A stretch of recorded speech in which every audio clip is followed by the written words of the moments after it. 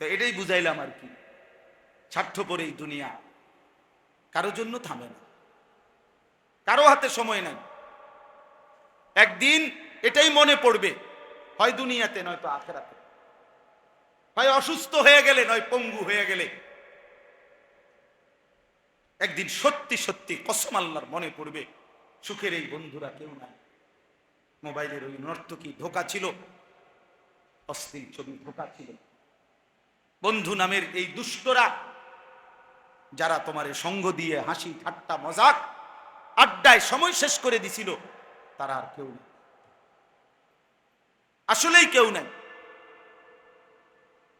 এই বাবাদেরকেও বলি, আপনারাও কবরে দেখবেন আপনাদের সন্তান নাই। যে সন্তানের জন্য হারাম খাইছেন, হারাম রোজগার করছেন, যেই বিবি বাচ্চার জন্য, সেই বিবি বাচ্চা আর কেউ মনে রাখে না, কেউ মনে রাখে না।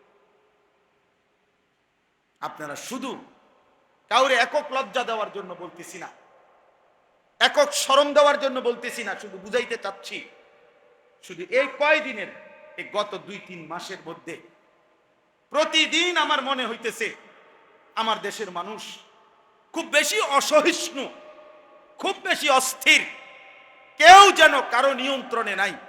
প্রত্যেকেই হত্যা, খুন, ধর্ষণ, পরকীয়া মনে হয় যেন একেবারে খোলামেলা প্রকাশ্যে শুরু হয়ে গেছে। পরকীয়া এই শব্দটা, অবৈধ সম্পর্ক, স্বামী থাকার পরেও মহিলার অবৈধ সম্পর্ক, স্ত্রী থাকার পরেও পুরুষের অবৈধ সম্পর্ক, আমার মনে হয় গত 10 বছরও এত বেশি আমি শুনি নাই এ কয়দিনে যা শুনতেছি। ঘটনাটা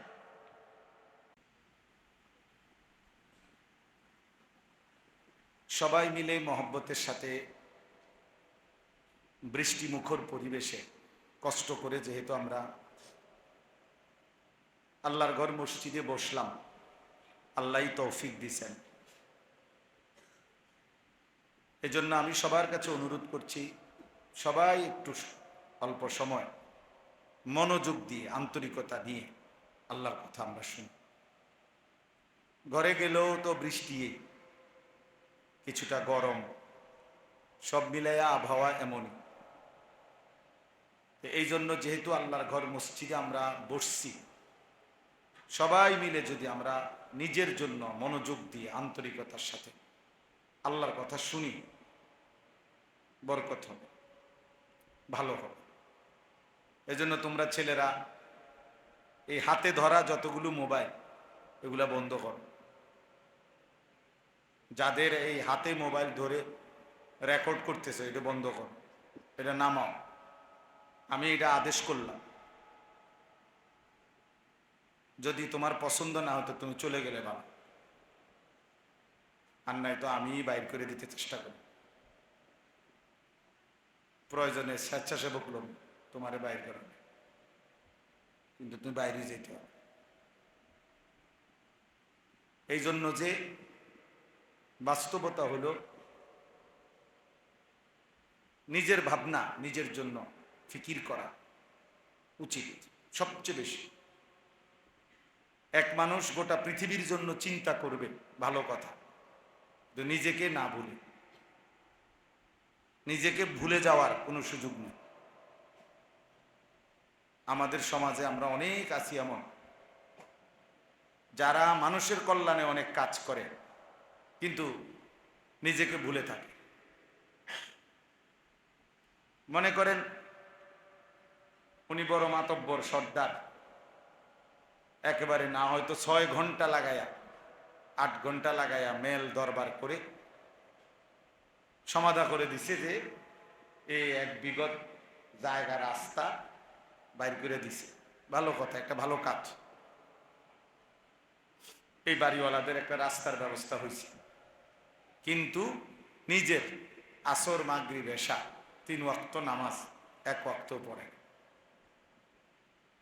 এখন দেখতে তো মনে হইল ঠিক আছে, এটা ভালো কাজ, ওই মীমাংসা করে দিল, কিন্তু নামাজ, নিজের এই নামাজ, তাহলে এইটা বাদ দেওয়া, এটার কি যুক্তি করে, কি কারণ? মানুষের কল্যাণ করতে গিয়ে নিজের আমল বাদ দেওয়ার অধিকার অনুমতি কে দিল?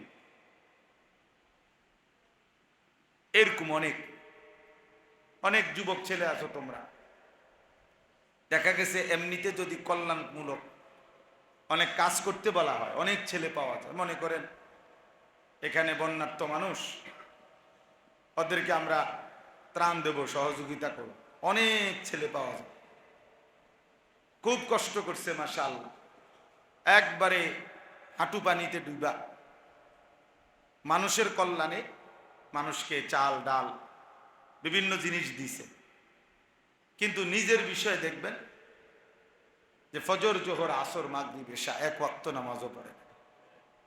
তাহলে এটা কি কি কারণ? এর যুক্তিকতাটা কি? এর পিছনে যুক্তিটা কি? যে আমি আমার নিজের ঈমান নামাজ ভুলে গিয়ে ছেড়ে দিয়ে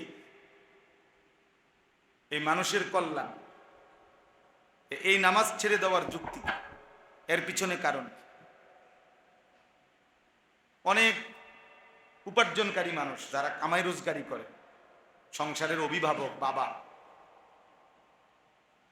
তো উনি দেখা গেছে রাত দিন মাথার ঘাম পায়ে ফেলে টাকা রোজগার করে, কষ্ট করে সন্তান স্ত্রী পরিজনের জন্য, ওদের মুখে একটু হাসি ফুটাবার জন্য। কিন্তু এত কষ্ট করে এই সংসারের জন্য, কিন্তু এর মধ্যে উপার্জনের মধ্যে হালাল হারাম, জায়েজ না জায়েজ, বৈধ অবৈধতার কোনো ধার ধারে না। এমনি তার মনে সান্ত্বনা যে সংসারের জন্যই সব করতেছি, সংসারের জন্য সুদ খাইতে আপনারে কে অনুমতি দিচ্ছে? সংসারের জন্য কিস্তি নিতে আপনারা অনুমতি দিছে কে? 12 লক্ষ টাকা সুদে কিস্তিতে নিয়া ছেলেকে বিদেশ পাঠাইতে আপনারে বলছে কি? আল্লাহ। কথা বলেন না, রাসূলুল্লাহ সাল্লাল্লাহু আলাইহি সাল্লাম। তো এইটা আপনার উপরে, ছেলেকে সুদে কিস্তিতে টাকা নিয়ে বিদেশ পাঠানো বা রোজগারের ব্যবস্থা করে দেওয়া, এটা আপনার উপরে ফরজ, ওয়াজিব, সুন্নাত, মুস্তাহাব, নফল। তো কি এটা? তো কেউ বলে নাই, না রাষ্ট্র বলছে, না সমাজ বলছে, না আল্লাহ বলছে, না রাসূল বলছে। আপনি কেন করলেন? হালাল হারামের পার্থক্য কেন করলেন? সত্যিকার অর্থে বললে যদিও মনে কষ্ট যাবে, কিন্তু বাস্তবতা হলো এই হারাম নিয়ে যেই মা বাপ, যেই বাবা, যেই অভিভাবক সন্তানের উপার্জনের ব্যবস্থা করে, এ মূলত সন্তানের প্রতি মায়া না, এ নিজে হচ্ছে দুনিয়া লুবি, এ নিজে সম্পদ লুবি। এর হিসাব হইলো আমি এখন 12 লাখ টাকা পুঁজি খাটাইতেছি, তে বিদেশ থেকে টাকা পাঠাবে 12 বছর 10 বছর, এবার আমার আসবে 1 কোটি টাকা, আমি বাড়ি করবো, বিল্ডিং করবো। এই হলো মূল, এই হলো মূল, আর কিছু না। আর যদি বলেন যে না হুজুর, সন্তানের কল্যাণের জন্যই আমি এটা করছি, তাহলে এটা কখনোই সন্তানের কল্যাণ হইতে পারে না। হারাম কখনো কল্যাণ না, নাজায়েজ কখনো কি হইতে পারে না? কল্যাণ হইতে পারে। কোনো হারামের মধ্যে কোনো কল্যাণ নাই, আল্লাহর নিষিদ্ধ কোনো বস্তুর মধ্যে কোনো কল্যাণ নেই, কোনো কল্যাণ নেই। আল্লাহ তাআলা যা নিষেধ করেছেন তা আল্লাহ তাআলা তার মধ্যে কোনো উপকারিতা আছে অথচ নিষেধ করছেন, এমনটা হতেই পারে না। ইন্নাল্লাহা লা ইয়াযলিমু মিসকালা যাররা, কোরআনুল কারীমের মধ্যে আছে। আল্লাহ তাআলা নিজে বলছেন যে নিশ্চয়ই আল্লাহ এক বিন্দু, এক জাররা জুলুম করেন না। তাহলে আল্লাহ তাআলা জুলুম করতে পারে না, আল্লাহ তাআলা জুলুম করে না। এই জন্য দোস্ত, মূল বিষয় হলো, আমি প্রথমে কথাটা বলতে চাচ্ছিলাম যে আমরা প্রত্যেকে এই ইসলাহি মজলিস, এই ছোট মাহফিল, যে বড় মাহফিল, প্যান্ডেলে মাহফিল, সিজনের মাহফিল যেটা হয়, এটার একটা উদ্দেশ্য থাকে এক ধরনের, আর এই ছোট মাহফিলের একটা ভিন্ন উদ্দেশ্য আছে আমাদের। এই জন্য আমরা এই পুরা বৃষ্টির মধ্যেও প্রতিদিন মাহফিলে যাই। এই জন্য যাই, কয়জন শ্রোতা এটা বড় বিষয় না, 10 জনের কাছেই বলি আর একজনের কাছেই বলি, এই ব্যক্তিগত নিজের সংশোধন, ইসলাহে নফস, আত্মসংশোধন, নিজের সংশোধন, এটা আমরা জরুরি মনে করি। এই জন্য ভাবি যে যতভাবে হোক, যতবারে হোক, ছোট আকারে বড় আকারে, চলতে ফিরতে উঠতে বসতে, রাস্তায় হাটে ঘাটে মাঠে বাজারে, জীবন চলার পথে একজন দায়ী যে মানুষের কল্যাণের ফিকির করে, তার উচিত মানুষকে আল্লাহর দিকে ডাকা সারাক্ষণ সারাক্ষণ। কবি আরশ পর, কবি ফরশ পর, কবি ইধার কবি উধার, কবি উনকে দর। অর্থাৎ কখনো এদিকে কখনো সেদিকে, কখনো নিচে কখনো উপরে, কখনো দাঁড়ে দাঁড়ে, দুয়ারে দুয়ারে আল্লাহর কথা বলে। আমাদের নবী সাল্লাল্লাহু আলাইহি সাল্লাম সম্ভাবনার সুযোগ সব কাজে লাগাইছেন। একেবারে উকাজ, আরবের বাজারে মেলাতে, মানুষ যখন মেলায় গেছে, নবীজি সাল্লাল্লাহু আলাইহি সাল্লাম সেখানেও কালেমার দাওয়াত দিয়েছেন, বাজারেও কালেমার দাওয়াত দিয়েছেন, বাজারেও দিয়েছেন, রাতে দিনে সকালে দুপুরে সর্বাবস্থায় আল্লাহর নবী সাল্লাল্লাহু আলাইহি ওয়াসাল্লাম কালেমার দাওয়াত দিয়েছেন। এরকম বৃষ্টি মুখর পরিবেশেও আরবে বৃষ্টি কম হয়। যেমন আমরা 42 দিন হজ্জে ছিলাম, আমি এই মঙ্গলবার দিন আমি আসছি, 3-4 দিন হয় আসছি মাত্র। তো এই 42 দিনে কোনোদিন এক ফোঁটা বৃষ্টির ফোঁটা দেখিনি। বাংলাদেশে যখন এয়ারপোর্টে নামলাম, বিমান যখন ল্যান্ড করছে ঢাকা, তখনই দেখতেছি বৃষ্টি পড়তেছে। তাই আমি বললাম যে এই যে প্রথম বৃষ্টি দেখলাম আজকে এতদিন পর। তাহলে আরব দেশে বৃষ্টি কম হয়। বৃষ্টিতে আরব দেশে বৃষ্টি হইলে ওরা খুব খুশি হয়, আনন্দিত হয়। এই বৃষ্টি মুখর পরিবেশে যখন বৃষ্টি হয় রেয়ার, কম, তারিখে ইতিহাসের কিতাবে আছে আল্লাহর নবী সাল্লাল্লাহু আলাইহি ওয়াসাল্লাম ওই রকম বৃষ্টি মুখর পরিবেশেও আবু জাহেলের দুয়ারে গিয়ে কালেমার দাওয়াত দিছে, কালেমার দাওয়াত দিছে। এই জন্য ভাইয়া আল্লাহর কথা বলার প্রতিটা সম্ভাবনা, সুযোগ কাজে লাগানো। নবীজি সাল্লাল্লাহু আলাইহি ওয়াসাল্লাম মিনার তাবুতে তাবুতে হাজীদের কাছে কাছে গিয়ে কালেমার দাওয়াত দিছে, ইমানের দাওয়াত দিছে। আজকে আমরা এটা বুঝি না। কথা ছিল এই, মুসলমান মাত্রই এক শব্দ জানে, এই এক শব্দ অন্যের কাছে দাওয়াত দাও। আজকে আমরা মনে করছি নির্ধারিত শুধু হুজুর কয়েকজন, ইমাম, খতিব, বক্তা, ওনাদেরই শুধু দায়িত্ব। না ভাইয়া, যে মুসলমান, আল্লাহর কসম, যে নিজেকেই মনে করে মুসলমান আমি, মানুষকে আল্লাহর দিকে ডাকা তারই দায়িত্ব। আমাদের এই ভারতীয় উপমহাদেশে ব্যবসায়ী বণিক আরব দেশের থেকে আগে আসতো। এই বণিক মানে ব্যবসায়ীদের দাওয়াতে এই ভারতীয় উপমহাদেশে সবচেয়ে বেশি হিন্দু, সবচেয়ে বেশি মানুষ কালেমা গ্রহণ করছে। কসম, এটা ইমানদারি, এটাই ঐতিহাসিক সত্য। হ্যাঁ, ভারতের একটা প্রদেশ আছে কেরালা, প্রত্যেক বছরই আমরা হজ্জে দেখি ইন্ডিয়ার সবচেয়ে বেশি হাজি, মানে যে কয়জন আসে তার মধ্যে সবচেয়ে বেশি হাজি হলো ওই কেরালা প্রদেশে, ভারতের। আগে এটার নাম ছিল মালাবার, মানে গোটা ইন্ডিয়ার সবচেয়ে বেশি মুসলমান হলো, ইন্ডিয়াতে তো এমনি মুসলমান কম, তন্মধ্যে সবচেয়ে বেশি মুসলমান এই কেরালা প্রদেশে। তো এইখানে মালাবার আগে এটার নাম ছিল, ওইখানে এই ব্যাপক পরিমাণ হিন্দু পূর্ব যুগে কালেমা পড়ে মুসলমান হইছে। আরব দেশের ব্যবসায়ী বণিক, ওনাদের দাওয়াত, পূর্ব যুগ থেকে ব্যবসার একটা বড় কেন্দ্র ছিল এটা। এই যে সাইপ্রাস একটা দ্বীপ আছে, সাইপ্রাস, ওইখানে যে কয়জন মুসলমান, ঐতিহাসিক কথা হলো সেখানে মুসলিম ব্যবসায়ীদের মাধ্যমে সর্বপ্রথম কালেমার দাওয়াত হয়েছে। আজকের যে শ্রীলঙ্কা, এই শ্রীলঙ্কাতে যে কয়জন মুসলমান, সেখানে প্রথম কালেমার প্রচার প্রসার, ইসলামের দাওয়াত মুসলিম ব্যবসায়ীরা দিচ্ছে। তার মানে কি বুঝাইলাম? অর্থ হইল এক জামানা ছিল মুসলমান মাত্রই দায়ী, মানে আল্লাহর দিকে আহ্বানকারী, আল্লাহর দিকে আহ্বান। প্রত্যেকটা সাহাবায়ে কেরাম কালেমার দাওয়াত দিছে। হাদিসের মধ্যে আছে আল্লাহর নবী সাল্লাল্লাহু আলাইহি সাল্লাম সাহাবাদের জন্য দোয়া করছেন, আল্লাহুম্মা হদি বিহিম, আল্লাহ আমার সাহাবীদেরকে এমন বানান যেন তাদের দ্বারাই, তাদেরকে দেখেই মানুষ হেদায়েত পেয়ে যায়। হযরত শাহজালাল ইয়ামানি, এই যে সিলেটের জমিনে যিনি আসছেন শাহজালাল ইয়ামানি, তো উনি তো ইয়ামানের মানুষ ছিলেন, এজন্য তো উনার নাম শাহজালাল ইয়ামানি। ইয়ামান এটা আমরা বাংলাদেশের একটা জেলা তো নাকি? কথা বলেন, এটা আরব দেশ। তো আরব দেশে হইলে ওনাদের মাতৃভাষা কি ছিল? আরবি।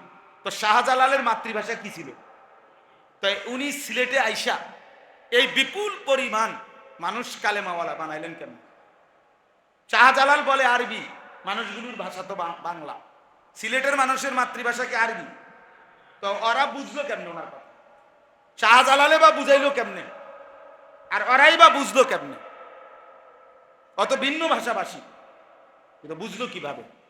বুঝলো হলো এই মহান বুজুর্গদের চেহারা, চোখের পানি, ওনাদের জিকির তসবিহ, ওনাদের চলাফেরা দেখেই মানুষ বুঝছে এরা পবিত্র মানুষ না হয়ে পারে না।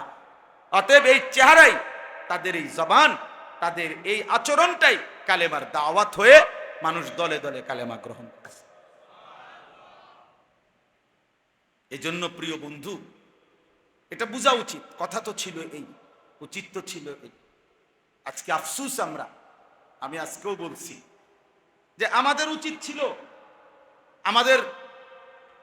উচিত ছিল যে আফসুসের বিষয় যে আমরা, কথা ছিল এই, একজন মুসলমানের নামাজ আরো সুন্দর কিভাবে করে সেটা করা, ওযু আরো নিখুঁত কিভাবে হয়, ঈমান আমল আরো মজবুত কিভাবে হয়, এইটা শেখানোর কথা। কিন্তু আজকে আফসুস হইল যে যেমন আমার আজকে 23 বছরের মতো প্রায় আমি এই কম বেশি আল্লাহর দয়ায় যেটুকু ওয়াজের এই জমি, আল্লাহর কথা বলার সুযোগ আল্লাহ দান করছেন, তো এটা প্রায় 23 বছর আমার নিজের। এই 23 বছরের জীবনটায় আমার অভিজ্ঞতা হলো জীবনটা শেষ হয়ে গেল শুধু এই ওয়াজ করতে জায়গায় জায়গায় গিয়ে, যে হুজুর নামাজই পড়ে না, তো এই নামাজ যেন পড়ে এইটার ওয়াজ করে। তাইলে যেখানে কথা ছিল যে নামাজ কেমনে আরো সুন্দর হবে, রুকু কেমনে আরো সুন্দর হবে, নামাজ কেমনে আরো জান্নাতমুখী হবে, এটা বলানোর কথা ছিল। কিন্তু আজ উম্মতকে এখনো মুসলমানকে বুঝাইতে হচ্ছে রাত দিন যে ভাইয়া নামাজ পড়ো, নামাজ পড়ো, নামাজ পড়ো। এর চাইতে বড় আফসোস আর কি হইতে পারে? আজকে দোকানদারকে বলা হচ্ছে দোকান খোলো, দোকান খোলো, দোকান খোলো। চাকরিজীবীকে বলতে হচ্ছে অফিস করো, অফিস করো, অফিস করো। মুসলমানকে বলতে হচ্ছে রাত দিন যে নামাজ পড়ো, নামাজ পড়ো।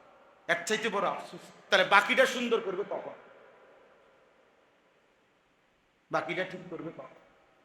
মুসলমানকে বলতে হচ্ছে রাত দিন হালাল খাও, হালাল খাও, তো এখনো সে হালাল উপার্জন করবে এটাতেই রাজি না, তো হালাল শিখাবে কখন? তারা বলে শিখাবে কখন? নবী সাল্লাল্লাহু আলাইহি ওয়াসাল্লাম বলছে ঈমানের ৭৭টা শাখা। আল ঈমানু বিদউন ওয়া সাবউনা শু'বা, ৭০-এর চাইতে বেশি শাখা ঈমানের। তো এর মধ্যে একটা শাখা হলো লা ইলাহা ইল্লাল্লাহ মুহাম্মাদুর রাসূলুল্লাহ। এই কালেমার সাক্ষ্য দেওয়া, কালেমা পড়া, কালেমাটা বলা, এটা হলো একটা শাখা, একটা ডাল। তাহলে আরো ৭৬টা শাখা। তা আজকে উম্মতকে কালেমাটা কি, লা ইলাহা ইল্লাল্লাহর অর্থ কি, মর্ম কি, এটাই বুঝাইয়া পারলাম না, তো বাকি ৭৬টা বাকি কখন বলবো?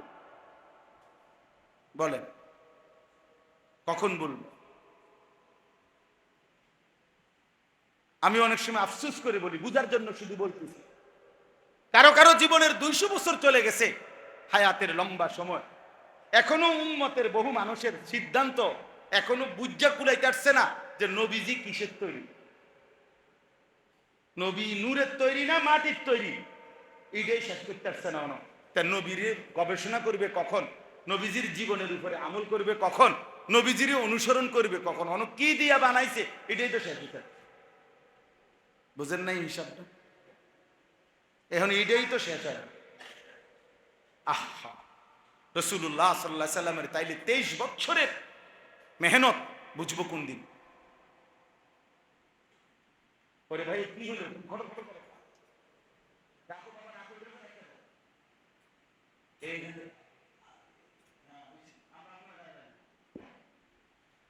তাহলে ইনসাফের করে ভেবে দেখেন, ইনসাফ করে ভেবে দেখেন। এই জন্য ভাইয়া অনেক গরম, আমি সবার কাছে অনুরোধ করতেছি, নওজোয়ান ছেলে তোমাদেরকেও বলা উচিত ভাইয়া, দিবানিশি আমরা বলতেছি, চেষ্টা করতেছি, আমরা ভাবাইতে চাচ্ছি, তোমাদের কাছে অনুরোধ। প্রিয় ভাই, স্বার্থপর এই দুনিয়া কাউরে মনে রাখে না, স্বার্থপর এই দুনিয়া কারো জন্যই থেমে থাকে। সত্যি কথা, কসম আল্লাহ, তোমার ভালো যদি তুমি না বুঝো, কেউ তোমারে মনে রাখবে না।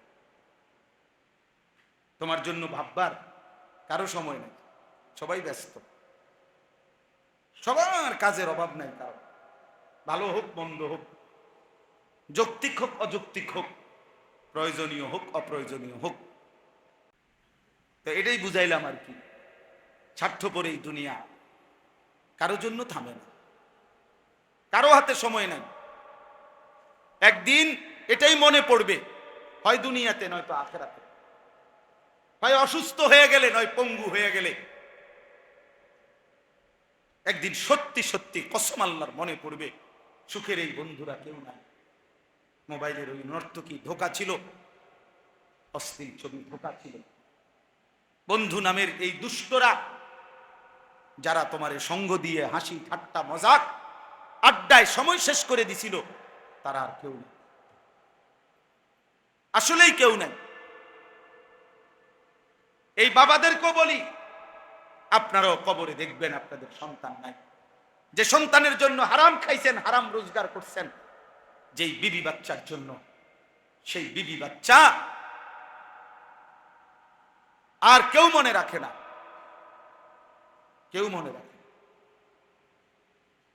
আপনারা শুধু কাউরে একক লজ্জা দেওয়ার জন্য বলতেছি না, একক শরম দেওয়ার জন্য বলতেছি না, শুধু বুঝাইতে চাচ্ছি, শুধু এই কয়দিনের, এই গত 2-3 মাসের মধ্যে প্রতিদিন আমার মনে হইতেছে আমার দেশের মানুষ খুব বেশি অসহিষ্ণু, খুব বেশি অস্থির, কেউ যেন কারো নিয়ন্ত্রণে নাই, প্রত্যেকে হত্যা, খুন, ধর্ষণ, পরকীয়া মনে হয় যেন একেবারে খোলামেলা প্রকাশ্যে শুরু হয়ে গেছে। পরকীয়া এই শব্দটা, অবৈধ সম্পর্ক, স্বামী থাকার পরেও মহিলার অবৈধ সম্পর্ক, স্ত্রী থাকার পরেও পুরুষের অবৈধ সম্পর্ক, আমার মনে হয় গত 10 বছরও এত বেশি আমি শুনি নাই, এ কয়দিনে যা শুনতেছি। ঘটনাটা ওই জানো, যার কপালে সেজদা নাই ওই জানো। কেন? কারণ কেন সেজদা দেয় না? প্রত্যেক বেনামাজি নাফরমান কেন সেজদা দেয় না? তার মনের ইচ্ছা দেয় না, আর কি তার মন চাইছে দেয় না। মানে আল্লাহর সাথে রাগ করার ন্যূনতম কোনো যুক্তি কারো নেই। আপনি একটা কারণ দর্শান যে আল্লাহর সাথে আমি এই কারণে রাগ করছি, কি? যে আল্লাহ আমার সামনে সবটি লোকে আল্লাহ নিঃশ্বাস দিতে আছে, আমার 1 ঘন্টা ধরে নিঃশ্বাস বন্ধ রাখছে, এই জন্য আমি আল্লাহরে সেজদা দেই। কে এরকম? সবগুলো মানুষের আল্লাহ তাআলা আলো দিয়ে রাখছে, রোদ আমার জন্য অন্ধকার করে রাখছে। হ্যাঁ, কি কারণ? একটা যুক্তি আসেনি বলেন যে এই কারণে আমি আল্লাহর সাথে রাগ করছি। তাইলে কোরআনুল কারীমে স্পষ্ট বলছে, মিয়া ছেলেরা, বাবা শোনো, যদি মায়ের সন্তান মানুষের বাচ্চা হও, মুসলমানের সন্তান যদি হও, তো শোনো, আল্লাহ তাআলা কোরআনে বলছে মনের ইচ্ছা মতো যে চলে, আল্লাহর কসম, আল্লাহ বলছে তার উদাহরণ হলো ওয়াত্তাবা হাওয়াহু ফামাসালুহু কামাসালিল কাল। আল্লাহ বলছে যে তার মনের ইচ্ছা মতো চলে তার উদাহরণ হলো কামাসালিল কাল, কুত্তার মতো, কুত্তার মতো, কুত্তার মতো, কুত্তার মতো। সাফ বাংলা।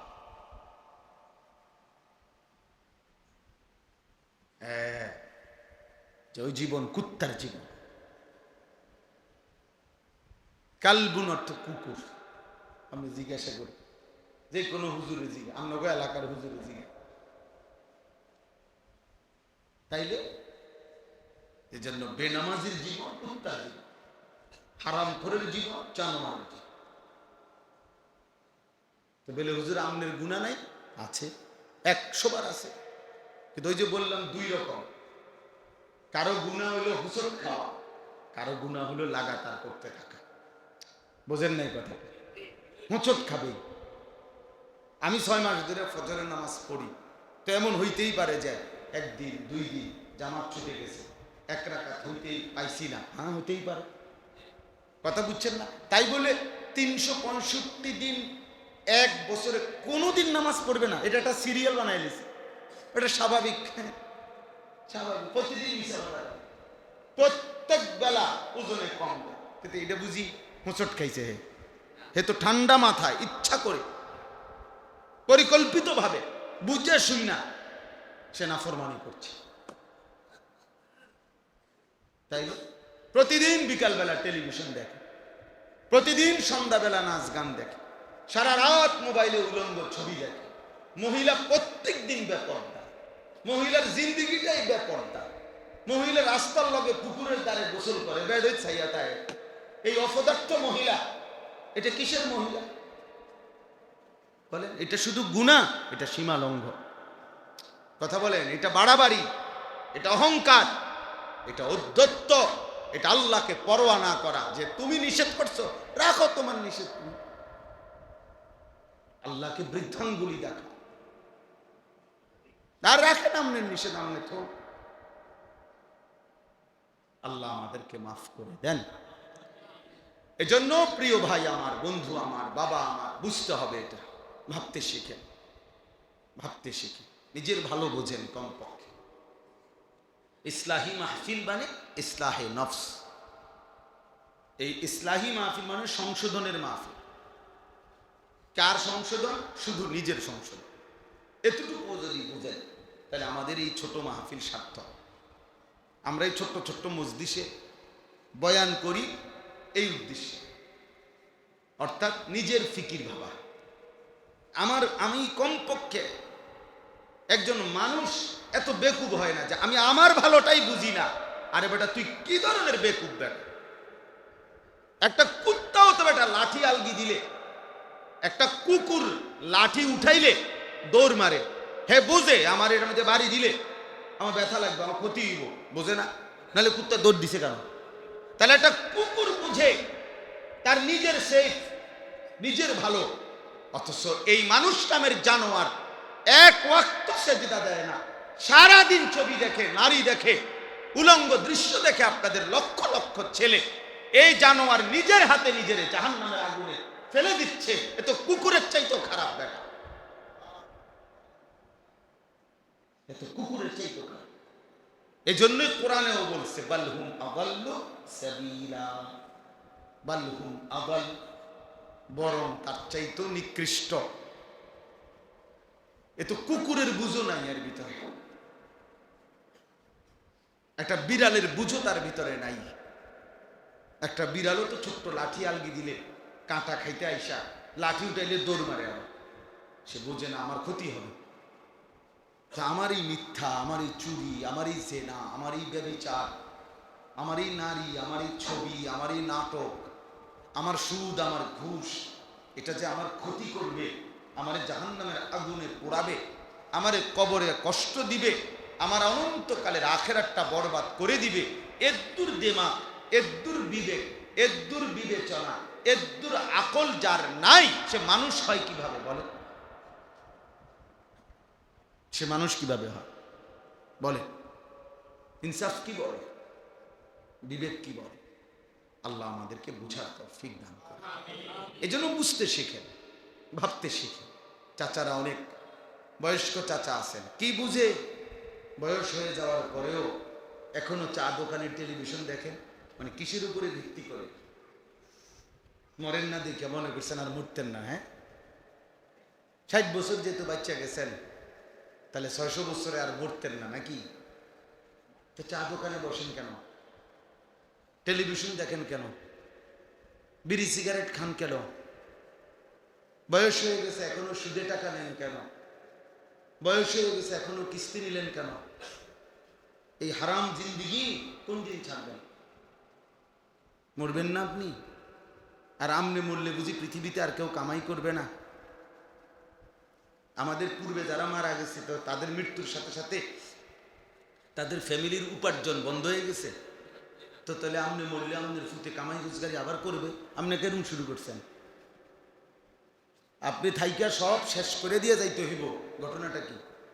যে আমি যেমনে পারি, সুদে পারি, কিস্তিতে পারি, বাটফারি করে পারি, সিটারি করে পারি, দোতলার কাম আমি শেষ করে দিয়ে যাইতে হইব। 13টা ফুট আমি বিদেশ পাঠাই দিয়ে যাইতে হইব। আমি থাকতে থাকতে সবাই বিয়ে শাদী করাই দিয়ে যাইতে হইব।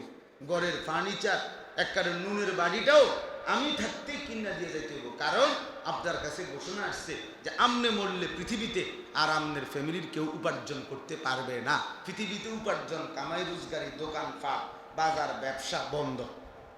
আপনি শেষ, আপনি দোকানদারি করতে আছেন কি এরকম? তো তাইলে আপনার সমস্যা কি? আপনাকে সমস্ত হারামের মাধ্যমে, অবৈধ উপার্জনের মাধ্যমে সন্তানের ভবিষ্যৎ করে দিয়ে যাইতে হবে। এই বাধ্য করলো কে আপনাকে? কে আপনারে বলল? কে আপনারে বলল? আমি কোন ছাত্র ব্যক্তিগতভাবে মাদ্রাসায় পড়ে, রানিং পড়তেছে, আমি তারে কখনোই ইমামতি করতে চাই, অনেক সময় অনেকখানে ছাত্র মানুষ, অথচ ফাঁকি দিয়া ইমামতি করে। আমি ব্যক্তিগতভাবে আমার এই জীবনে কাউরে অনুমতি দিছি, আমি দেই না, এটা মানে মানা করিয়ে দিই। আমার সাথে সম্পৃক্ত কি বুঝেন না? তো অনেক সময় অনেক ছেলে পেলে আসে বলে, হুজুর এরকম একটা ভালো মসজিদ সবসময় পাইতাম না। আমি না, তোমার ফারেক হওয়ার পরে, তুমি পড়ালেখা শেষ করার পরে পৃথিবীতে আর কোনো মসজিদে লোক নিবে না, এই সিদ্ধান্ত কে জানাইলো তোমার? কথা বুঝেন নাই আপনি? এরপরে বুঝি আর লোক নিত না, এই বছরই শেষ, মানে পৃথিবীতে ইমাম নিয়ে নিতেছে শেষবারের মতো, আর কেমন ইসরাফিল ফু পর্যন্ত আর পৃথিবীতে কি নিত না, কেউ ইমাম নিত না, এরকম কথা হয়েছে তোমার? তো তো তোমার সমস্যা। এই জন্য কোরআনুল কারীমের মধ্যে আছে, আল্লাহ তাআলা বলেন, ফাকসুসিল কাসাসা লাআল্লাহুম ইয়াতাফাক্কারুন। হে নবী, আপনি আমার বান্দাদের নিকট ঘটনাবলী পূর্ববর্তী বর্ণনা করুন। কেন? লাআল্লাহুম ইয়াতাফাক্কারুন, যেন আমার বান্দারা ফিকির করতে পারে, ভাবতে পারে, যেন তারা বিবেক দিয়ে বুঝে যে তাদের কি উচিত কি অনুচিত, কি করা দরকার কি করা দরকার না। মুসা আলাইহিস সালামের ঘটনা, ঈসা আলাইহিস সালামের ঘটনা, নূহ আলাইহিস সালামের ঘটনা, ফেরাউন নমরুদের ঘটনা, কারুন হামানের ঘটনা, আবার ইব্রাহিম আলাইহিস সালাম, মুসা আলাইহিস সালামের ঘটনা। এইভাবে কোরআনুল কারীমের মধ্যে ইউসুফ, ইয়াকুব, ইব্রাহিম, ইসমাইল অনেক ঘটনা আছে। কিন্তু উদ্দেশ্য হলো বান্দা যেন ভাবে। আল্লাহ নিজেই বলছে লাআল্লাহুম ইয়াতাফাক্কারুন, লোকেরা যেন ভাবে। তোমাকে ওই ছাত্রগুলো এনতে সরাও, ওই পিচ্ছি বাচ্চা এগুলো ক্যামেরার সামনে সরাও, এগুলোর কোনো মনোযোগে নেই, এরা ওটা নিয়ে গেছে, সরাও কিন্তু সরাও, কিন্তু ওটা ওগুলোর ওই কোনায় নাও, ধরো বাচ্চা, সব বাচ্চা সরাও এখান থেকে। একটা বাচ্চা ওদের পিছনে রাখবা না, পিছনে তোমাদের পিছনে বাচ্চাগুলো সরাও। হ্যাঁ যাও বাবা, যাও সরাও। কোরআনুল কারীমের মধ্যে আল্লাহ তাআলা আরেক জায়গায় বলছেন, লাকাদ কানা ফি কাসাসিহিম ইবরাতুল লিউলিল আলবাব। পূর্ববর্তী ঘটনার মধ্যে যারা বিবেকবান তাদের জন্য ইবরত, উপদেশ আছে, উপদেশ আছে, শিক্ষার উপকরণ আছে যাদের বিবেক আছে। তাহলে বিবেকবানদের জন্য কোরআনুল কারীমের ঘটনাবলীর মধ্যে উপদেশ আছে, আল্লাহ তাআলা বলছেন। তো এখানেও একটা ঘটনা, এটা কোরআনুল কারীমের মধ্যে আছে। আল্লাহ তাআলা ইউসুফ আলাইহিস সালামের ঘটনা বলছেন, নাহনু নাকুসসু আলাইকা আহসানাল কাসাস। আল্লাহ তাআলা নিজেই বলছে, হে বন্ধু, আমি আপনাকে বড় সুন্দর একটা গল্প শোনাচ্ছি, গল্প শুনাইতেছি, ইউসুফের গল্প। তো এরপরে উদ্দেশ্য কি? উদ্দেশ্য হলো নিজেদের জীবনে এই ঘটনার থেকে শিক্ষা নেওয়া। কোরআনুল কারীমের মধ্যে আছে, আল্লাহ তাআলা বলছেন, আসহাবে কাহাফ, 7 জন যুবক যারা পূর্ববর্তী জামানায় আমাদের নবীজির আগে ঈমান আনছিল। সমস্ত দেশ রাষ্ট্র সকলেই যখন মুশরিক ছিল, তখন মাত্র 7টা যুবক পূর্ণ ঈমানদার হয়েছিল। আল্লাহ তাআলা নবীজিকে বলছেন, তাদের গল্পও আমি আপনাকে শোনাচ্ছি। নাহনু নাকুসসু আলাইকা নাবাআহুম। আল্লাহ তাআলা বলছে, আমি তাদের ঘটনা আপনাকে শোনাচ্ছি। তাহলে কোরআনুল কারীমের মধ্যে এরকম বহু ঘটনা আছে। সমস্ত ঘটনার উদ্দেশ্য হলো আল্লাহর বান্দা যেন উপদেশ হাসিল করে, শিক্ষা অর্জন করে, এখান থেকে যেন পরবর্তী জীবন নিজের জন্য কিছু নিতে পারে। এজন্য ইতিহাসকে দর্পণ বলে, আয়না বলে। ইতিহাসকে বলে আয়না, অর্থাৎ আয়নাতে যেমন দাঁড়াইলে নিজের চেহারা ত্রুটি ভালো উপলব্ধি করা যায়, ঠিক ইতিহাসের দিকে তাকাইলে নিজের মধ্যে ত্রুটি এবং নিজের মধ্যে করণীয়, উচিত অনুচিত, এটা উপলব্ধি হয়। যেমন আমরা নমরুদের ঘটনা শুনলাম, ফেরাউনের ঘটনা শুনলাম, এখান থেকে কিছু শিখলাম। আমরা আবার মুসা আলাইহিস সালাম, ইব্রাহিম আলাইহিস সালামের ঘটনা শুনলাম, সেখান থেকেও কিছু শিখলাম যে আমাদের জন্য এটা উচিত, এটা অনুচিত, এটা আমাদেরকে করতে হবে, এটা আমাদেরকে ছাড়তে হবে। আল্লাহর অনুগতদের পুরস্কার কি, অবাধ্যদের পরিণতি কি, এইভাবে আল্লাহ তাআলা কোরআনুল কারীমের মধ্যে ঘটনাবলী উল্লেখ করছে। তো এইখানেও একটা ঘটনা, কোরবানিকে কেন্দ্র করে আল্লাহ তাআলা এই ঘটনা উল্লেখ করছেন, যেন আমরা এর থেকে সবক নিতে পারি, উপদেশ গ্রহণ করতে পারি। তাহলে ঘটনাটা কি, এটা সংক্ষিপ্ত আকারে আমি বলতেছি, আপনারাও জানেন, এরপরও আবারও বলা, প্রত্যেক কথাই অনেকেরই আবার আগের থেকে জানা আছে। তা আবার বলা হয় কেন? আবার বলা হয়, কোরআনুল কারীমে আল্লাহ তাআলা বলছে, কোরআনের কথাগুলো বারবার বলতে থাকেন, প্রত্যেকবারই মুমিনের ফাইন্নাদ যিকরা তানফাউল মুমিনিন, প্রতিবারই মুমিনের নতুন করে আবার উপকার হবে, আবার চেতনা আসবে, আবার অনুভূতি আসবে, আবার বিবেক জাগবে, আবার নিজের কর্তব্য বুঝতে পারবে। এই জন্য আপনারা প্রত্যেক বছর শবে বরাত কাছাইলে শবে বরাতের কথা শুনেন, শবে কদর আসলে শবে কদরের কথা শুনেন, রমজান আসলে রমজানের কথা শুনেন। তো এগুলো তো একবার শুনছেন, যদি বলেন যে আবার কয় কীর্ত, আল্লাহ বলছে আবার বলতে, বারবার বলতেন, বলছে ওয়াদাক্কির, আল্লাহ বলছে বারবার বলেন। যখনই বলবেন মুমিনের উপকার, নতুন করে আরেকবার ভাববে, যাহারে কোরআন এভাবে বলছে, আমি কেন করছি না। এই কোনো একদিন হয়তো বিবেক জাগবে, অনুভূতি বাড়বে, তো আল্লাহর দয়া আর ফজল হলে আল্লাহর পথে চলে আসবে, আল্লাহর পথে চলে আসে। এই জন্য ধারাবাহিক শুনতে হয়, ধারাবাহিক বলতে হয়, আল্লাহর কথাকে অমনোযোগী হইতে নাই। একটা পাথরের উপরেও যদি আপনার ধারাবাহিক পানি পড়ে, বৃষ্টির ফোঁটা পড়ে, তাহলে কিছুদিন পরে একটা সময় পাথরটাও ছিদ্র হয়ে যায়, মানে ধারাবাহিক করার কারণে। তাহলে ঠিক এমনিভাবে কোনো কলিজার ভিতরে যদি কেউ ধারাবাহিক আল্লাহর কথা শুনতে থাকে, মনোযোগ দেন, তো আজকে ছুটে গেছে, আজকে করতেছে না, আজকে করতেছে না, কিন্তু এই ধারাবাহিকতার বরকতে হয়তো একদিন আল্লাহ তাআলা দয়া করে আমলের তৌফিক দিয়ে দেবে, একদিন জীবন বদলে যাবে। এই জন্য আল্লাহর কথার থেকে অমনোযোগী হইতে নেই। জুমার নামাজের বয়ান মনোযোগ দিয়ে শুনবেন। যে ইমাম সাহেব আপনার এলাকার হোক, ইমাম সাহেব পরিচিত কম হোক, সব বক্তা সব ইমাম সাহেবকে সবাই চিনতে হবে এটা জরুরি না। সারা পৃথিবী চিনতে হবে, সব সাহাবীকে সবাই চেনে না। কোরআনুল কারীমের মধ্যে শুধুমাত্র একজন সাহাবীর নাম আছে পুরা কোরআন, যায়েদ। যায়েদ রাদিয়াল্লাহু তাআলা, যায়েদ উনার নাম, নবীজির পালক পুত্র ছিলেন যায়েদ ইবনে হারেসা। যায়েদ এই উনার নামটাই আছে কোরআন শরীফ, ফালাম্মা কাদা যাইদুম মিনহা ওয়াতারা। তাহলে নবীজির সাহাবী কি একজন? কথা বলেন না তো বাকিদের নাম নাই কেন?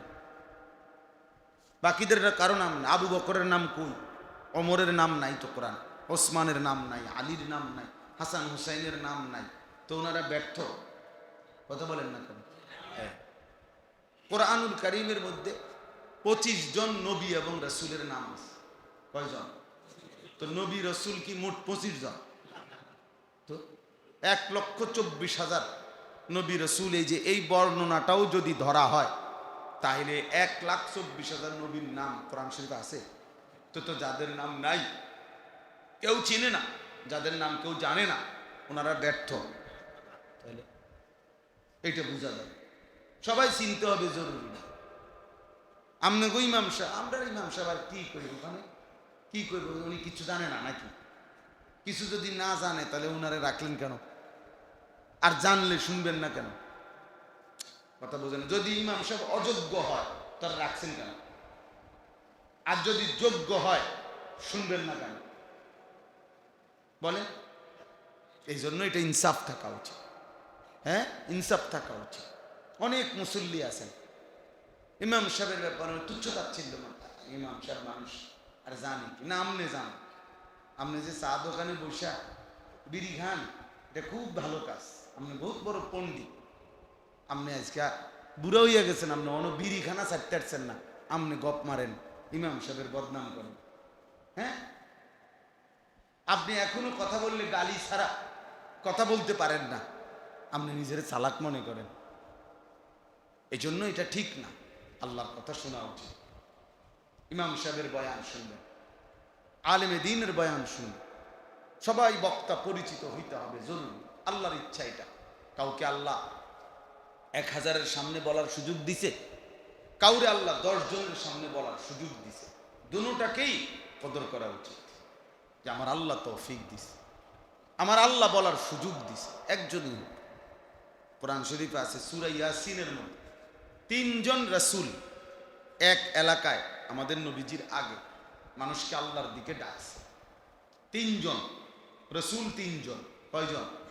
হ্যাঁ, ওয়াদরিব লাহুম মাসালান আসহাবাল কারইয়া ইয জাআহাল মুরসালুন ইয আরসালনা ইলাইহিম ইসনাইন ফাকাদ্দাবুহুমা ফাআজ্জাজনা বিসালিসিন। এই 3 জন মোট হইছে। আল্লাহ বলছে 3 জন রাসূলকে আমি এক এলাকায় মানুষকে আল্লাহর দিকে দাওয়াত দিতে পাঠাইলাম। ওনারা দিবা নিশি দাওয়াত দিছে, বিনিময়ে 3 জনের দাওয়াতে কালেমা পড়ছে একজন, ইমানদার হইছে শুধু একজন। ওয়াজা মিন আকসাল মাদিনাতে রাজুলুন, এই রাজুলুন একজন। তাইলে আপনি কি মনে হয় ওনারা ব্যর্থ? এই জন্য সংখ্যা কোনো কথা না, আল্লাহর কথা দিল দিয়ে শুনুন। ইব্রত যেন হয়, উপদেশ যেন হাসিল হয়। হৃদয়ের মধ্যে যদি কোনো সামান্য অনুভূতি না হয়, চাচা ভাবা উচিত যে আপনার কলিজা নিশ্চয়ই পাথর। আজকে 40 বছর ধরে আপনি মসজিদে জুমার নামাজের বয়ান শুনেন, প্রত্যেক জুমা, বছরে 52 সপ্তাহ। এক বছরে কয় সপ্তাহ? তো 30 বছরে এবার কতগুলো সপ্তাহ? তো 30 বছর ধরে প্রত্যেক বছরে 52 সপ্তাহ জুমার বয়ান শুনেন আপনি, এরপরেও প্রত্যেক দিন বিড়ি খান। আপনার এটা কি করে যায়? ঘটনাটা কি? আপনার দিল তো পাথর হয়ে গেছে, ভাবা উচিত। আপনি আজকে 40 বছর ধরে ইমাম দেখলেন, আলেম দেখলেন, হুজুর দেখলেন, মসজিদ মাদ্রাসা দেখলেন, আজান শুনলেন, আল্লাহর কোরআন দেখলেন, কত মানুষের জানাজা পড়লেন, কত লাশ দাফন করলেন।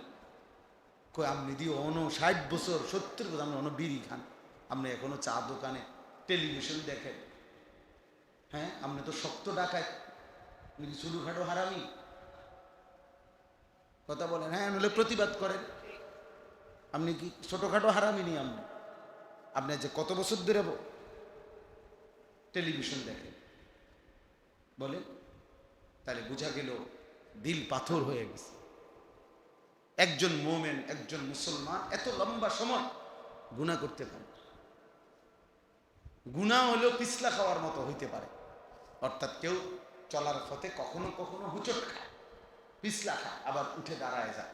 কিন্তু তাই বলে মানুষ সারাক্ষণ পিছলা খায় না, মানুষ সতর্ক হয়ে যায়। আর পরে তাহলে গুনাহ হলে এক ধরনের পিছলা খাওয়া, যে কখনো ভুল হয়ে গেছে, কখনো গুনাহ হয়ে গেছে।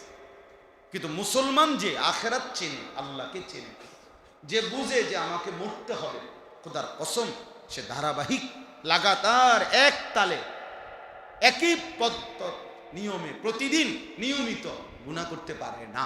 এটা কোনো মুসলমানের না। আপনি 30 বছর সুদ খাবেন, ওমা কি ডাকাইতে নাম?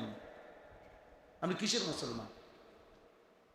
একজন মুসলমান 30 বছর সুদ খাবে প্রতিদিন, প্রত্যেক দিন ওজনে কম দিবা, তুমি মুসলমান? কোনদিনই ফজরের নামাজ পড়বা না, তুমি মুসলমান? হ্যাঁ, 365 দিনে একদিনও ফজরের নামাজ পড়তেন না, তো নিকৃষ্ট জানোয়ার বেটা। হয়তো নিকৃষ্ট জানোয়ার, মানুষরূপী জানোয়ার, জানোয়ারের চাইতো নিকৃষ্ট। তো মানুষ নামের কলঙ্ক। আল্লাহর কোরআন বলছে, কোরআন তাকে জানোয়ার বলছে, আনআম চতুষ্ক জন্তু বলছে।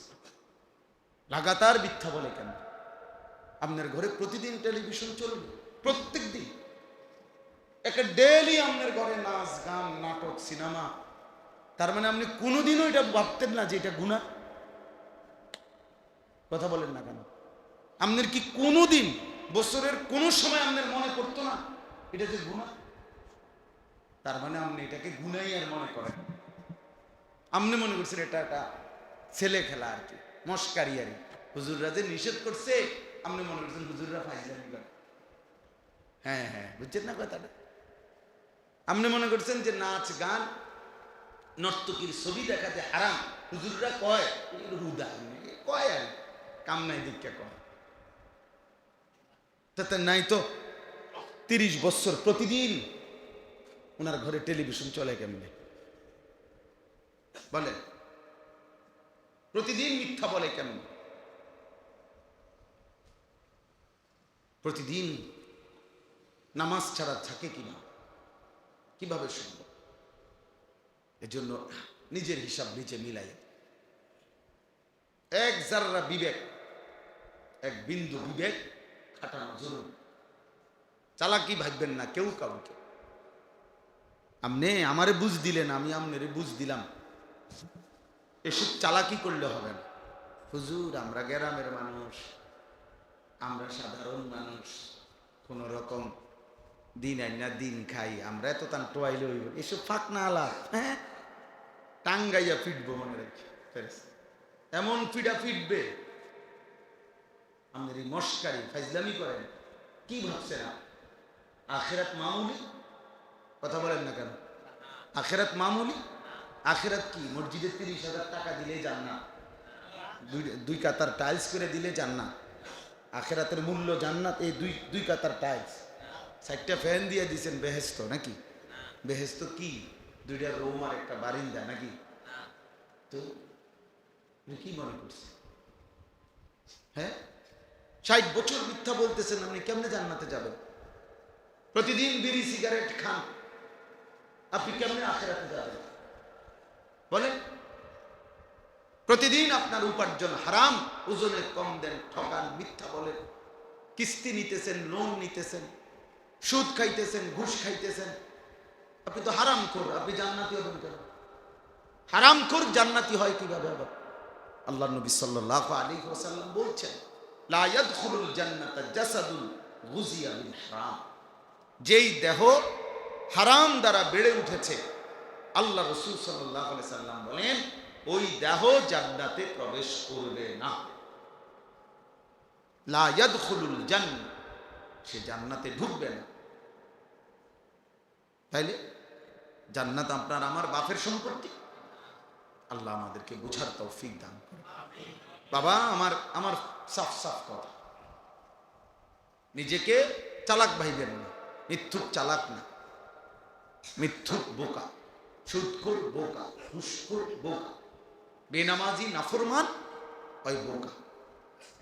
যে ছেলেগুলো নামাজ পড়ে না, আপনাদের যে সমস্ত ছেলে পেলে, এগুলো অপদার্থ, এগুলো মানুষ নামের জানোয়ার। আমি বলবো, যদি কারো প্রতিবাদ করতে মন চায় করেন, আসেন আমি আপনাদের বুঝাই দেব। যদি বলেন কোরআন দিয়ে বুঝাইতে, তাও সম্ভব, হাদিস দিয়ে বুঝাইলে তাও সম্ভব, যুক্তি দিয়ে যদি বুঝাইতে চান তাও সম্ভব। ওই জানোয়ার, যার কপালে সেজদা নাই ওই জানোয়ার। কেন? কারণ কেন সেজদা দেয় না? প্রত্যেক বেনামাজি নাফরমান কেন সেজদা দেয় না? তার মনের ইচ্ছা দেয় না, আর কি তার মন চাইছে দেয় না। মানে আল্লাহর সাথে রাগ করার ন্যূনতম কোনো যুক্তি কারণে আপনি একটা কারণ দর্শান যে আল্লাহর সাথে আমি এই কারণে রাগ করছি, কি? যে আল্লাহ আমার সামনে সবই লোকে আল্লাহ নিঃশ্বাস নিতে দিতে আছে, আমার 1 ঘন্টা ধরে নিঃশ্বাস বন্ধ রাখছে, এই জন্য আমি আল্লাহরে সেজদা দেই। কে এরকম? সবগুলো মানুষের আল্লাহ তাআলা আলো দিয়ে রাখছে, রোদ আমার জন্য অন্ধকার করে রাখছে। হ্যাঁ, কি কারণ? একটা যুক্তি আসেনি বলেন যে এই কারণে আমি আল্লাহর সাথে রাগ করছি।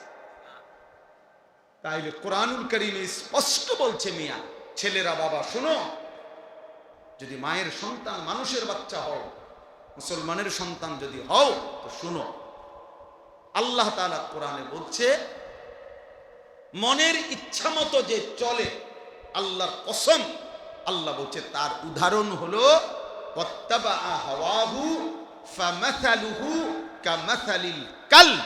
আল্লাহ বলছে যে তার মনের ইচ্ছা মতো চলে, তার উদাহরণ হলো কামাসালিল কাল, কুত্তার মতো, কুত্তার মতো, কুত্তার মতো, কুত্তার মতো।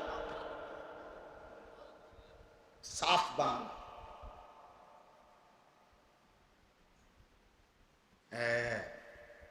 যে ওই জীবন কুত্তার জীবন। কালবুন অর্থ কুকুর। আমি জিজ্ঞাসা করি, যে কোনো হুজুরে জিজ্ঞা, আমনগো এলাকার হুজুরে জিজ্ঞা, তাইলে এই জন্য বেনামাজির জীবন কুত্তার জীবন, হারামখোরের জীবন জানোয়ারের জীবন। তো বলে হুজুর আমনের গুনাহ নাই? আছে, 100 বার আছে। কিন্তু ওই যে বললাম 2 রকম, কারো গুনাহ হলো হুসুর খাওয়া, কারো গুনাহ হলো লাগাতার করতে থাকা। বোঝেন নাই কথা? হুঁচট খাবে। আমি 6 মাস ধরে ফজরের নামাজ পড়ি, তো এমন হইতেই পারে যে 1 দিন 2 দিন জামাত ছুটে গেছে, 1 রাকাত হইতেই পাইছি না। হ্যাঁ, হইতেই পারে, কথা বুঝছেন না? তাই বলে 365 দিন 1 বছরে কোনোদিন নামাজ পড়বে না, এটা একটা সিরিয়াল বানাই লিছে, এটা স্বাভাবিক। স্বাভাবিক, প্রতিদিন প্রত্যেক বেলা ওজনে কম, কিন্তু এটা বুঝি হোঁচট খাইছে। হে তো ঠান্ডা মাথায় ইচ্ছা করে পরিকল্পিত ভাবে বুঝে শুই না সে নাফরমানি করছে। তাই প্রতিদিন বিকালবেলা টেলিভিশন দেখে, প্রতিদিন সন্ধ্যাবেলা নাচ গান দেখে, সারা রাত মোবাইলে উলঙ্গ ছবি দেখে। মহিলা প্রত্যেক দিন বেপরদা, মহিলার জিন্দিগিটাই বেপরদা। মহিলা রাস্তার লগে পুকুরের দ্বারে গোসল করে, বেড ছাইয়া তাই। এই অপদার্থ মহিলা, এটা কিসের মহিলা বলেন? এটা শুধু গুনাহ, এটা সীমা লঙ্ঘন। কথা বলেন, এটা বাড়াবাড়ি, এটা অহংকার, এটা ঔদ্ধত্য, এটা আল্লাহকে পরোয়া না করা। যে তুমি নিষেধ করছো, রাখো তোমার নিষেধ, তুমি আল্লাহকে বৃদ্ধাঙ্গুলি দেখা। আর রাখেন আমনের নিষেধ আমনে তো। আল্লাহ আমাদেরকে মাফ করে দেন। এজন্য প্রিয় ভাই আমার, বন্ধু আমার, বাবা আমার, বুঝতে হবে এটা। ভাবতে শিখেন, ভাবতে শিখেন, নিজের ভালো বোঝেন কমপক্ষে। ইসলাহি মাহফিল মানে ইসলাহে নফস। এই ইসলাহি মাহফিল মানে সংশোধনের মাহফিল। কার সংশোধন? শুধু নিজের সংশোধন। এতটুকু যদি বুঝেন তাহলে আমাদের এই ছোট মাহফিল সার্থক। আমরা এই ছোট্ট ছোট্ট মজলিসে বয়ান করি এই উদ্দেশ্যে, অর্থাৎ নিজের ফিকির ভাবা। আমি কমপক্ষে একজন মানুষ এত বেকুব হয় না যে আমি আমার ভালোটাই বুঝি না। আরে বেটা তুই কি ধরনের বেকুব বেটা? একটা কুত্তাও তো বেটা লাঠি আলগি দিলে, একটা কুকুর লাঠি উঠাইলে দৌড় মারে। হে বোঝে আমার এর মধ্যে বাড়ি দিলে আমার ব্যথা লাগবে, আমার ক্ষতি হইব, বোঝে না? নাহলে কুত্তা দৌড় দিছে কেন? তাহলে একটা কুকুর বুঝে তার নিজের সেফ, নিজের ভালো। অথচ এই মানুষ নামের জানোয়ার এক ওয়াক্ত সেজদা দেয় না, সারাদিন ছবি দেখে, নারী দেখে, উলঙ্গ দৃশ্য দেখে। আপনাদের লক্ষ লক্ষ ছেলে এই জানোয়ার নিজের হাতে নিজের জাহান্নামের আগুনে ফেলে দিচ্ছে। এ তো কুকুরের চাইতেও খারাপ ব্যাপার, এ তো কুকুরের চাইতেও খারাপ। এই জন্যই কোরআনেও বলছে বালহুম আদাল্লু সাবিলা, বালহুম আদাল, বরং তার চাইতেও নিকৃষ্ট। এ তো কুকুরের বুঝো নাই এর ভিতরে, একটা বিড়ালের বুঝো তার ভিতরে নাই। একটা বিড়ালও তো ছোট্ট লাঠি আলগি দিলে, কাঁটা খাইতে আইসা লাঠি উঠাইলে দৌড় মারে। আবার সে বোঝে না আমার ক্ষতি হবে। আমারই মিথ্যা, আমারই চুরি, আমারই জেনা, আমারই ব্যভিচার, আমারই নারী, আমারই ছবি, আমারই নাটক, আমার সুদ, আমার ঘুষ, এটা যে আমার ক্ষতি করবে, আমার জাহান্নামের আগুনে পোড়াবে, আমারে কবরে কষ্ট দিবে, আমার অনন্তকালের আখেরাতটা বরবাদ করে দিবে। এদ্দুর দিমাগ, এদ্দুর বিবেক, এদ্দুর বিবেচনা, এদ্দুর আকল যার নাই, সে মানুষ হয় কিভাবে বলে? সে মানুষ কিভাবে হয় বলে? ইনসাফ কি বলে? বিবেক কি বলে? আল্লাহ আমাদেরকে বুঝার তৌফিক দান করে। এজন্য বুঝতে শিখেন, ভাবতে শিখেন। চাচারা অনেক বয়স্ক চাচা আছেন, কি বুঝে বয়স হয়ে যাওয়ার পরেও এখনো চা দোকানের টেলিভিশন দেখেন। মানে কিসের উপরে ভিত্তি করে? মরেন না দেখে মনে করছেন আর মরতেন না। হ্যাঁ, 60 বছর যেহেতু বাচ্চা গেছেন, তাহলে 600 বছরে আর মরতেন না নাকি? তো চা দোকানে বসেন কেন? টেলিভিশন দেখেন কেন? বিড়ি সিগারেট খান কেন? বয়স হয়ে গেছে এখনো সুদে টাকা নেন কেন? বয়স হয়ে গেছে এখনো কিস্তি নিলেন কেন? এই হারাম জিন্দিগি কোন দিন ছাড়বেন? মরবেন না আপনি? আর আমনে মরলে বুঝি পৃথিবীতে আর কেউ কামাই করবে না? আমাদের পূর্বে যারা মারা গেছে তো তাদের মৃত্যুর সাথে সাথে তাদের ফ্যামিলির উপার্জন বন্ধ হয়ে গেছে। তো তাহলে আমনে মরলে আমাদের ফুটে কামাই রোজগারি আবার করবে। আপনি কেরম শুরু করছেন? আপনি থাইকা সব শেষ করে দিয়ে যাইতে হইব। ঘটনাটা কি? যে আমি যেমনে পারি, সুদে পারি, কিস্তিতে পারি, বাটফারি করে পারি, সিটারি করে পারি, দোতলার কাম আমি শেষ করে দিয়ে যাইতে হইব। 4টা ফুট আমি বিদেশ পাঠাই দিয়ে যাইতে হইব। আমি থাকতে থাকতে সবাই বিয়ে শাদী করাই দিয়ে যাইতে হইব। ঘরের ফার্নিচার, একবারে নুনের বাড়িটাও আমি থাকতে কিনা দিয়ে যাইতে হইব। কারণ আপনার কাছে ঘোষণা আসছে যে আমনে মরলে পৃথিবীতে আর আমনের ফ্যামিলির কেউ উপার্জন করতে পারবে না। পৃথিবীতে উপার্জন, কামাই রোজগারি, দোকান পাট, বাজার, ব্যবসা বন্ধ। আপনি শেষ, আপনি দোকানদারি করতে আছে কি এরকম? তো তাইলে আপনার সমস্যা কি? আপনাকে সমস্ত হারামের মাধ্যমে, অবৈধ উপার্জনের মাধ্যমে সন্তানের ভবিষ্যৎ করে দিয়ে যাইতে হবে। এই বাধ্য করলো কে আপনাকে? কে আপনারে বলল? কে আপনারে বলল? আমি কোন ছাত্র ব্যক্তিগতভাবে মাদ্রাসায় পড়ে, রানী পড়তেছে, আমি তারে কখনোই ইমামতি করতে চাই। অনেক সময় অনেকখানে ছাত্র মানুষ, অথচ ফাঁকি দিয়া ইমামতি করে। আমি ব্যক্তিগতভাবে আমার এই জীবনে কাউরে অনুমতি দিছি না। আমি দেই না, এটা মানে মানা করিয়ে রে, আমার সাথে সম্পৃক্ত কি, বুঝেন না? তো অনেক সময় অনেক ছেলে পেলে আসে বলে, হুজুর এরকম একটা ভালো মসজিদ সবসময় পাইতাম না। আমি না, তোমার ফারেক হওয়ার পরে, তুমি পড়ালেখা শেষ করার পরে পৃথিবীতে আর কোনো মসজিদে লোক নিবে না, এই সিদ্ধান্ত কে জানাইলো তোমার? কথা বুঝেন নাই আপনি? এরপরে বুঝি আর লোক নিত না, এই বছরই শেষ, মানে পৃথিবীতে ইমাম নিয়ে নিতেছে শেষবারের মতো, আর কেমন ইসরাফিল ফু পর্যন্ত আর পৃথিবীতে কি নিত না, কেউ ইমাম নিত না, এরকম কথা হয়েছে তোমার? তো তো তোমার সমস্যা।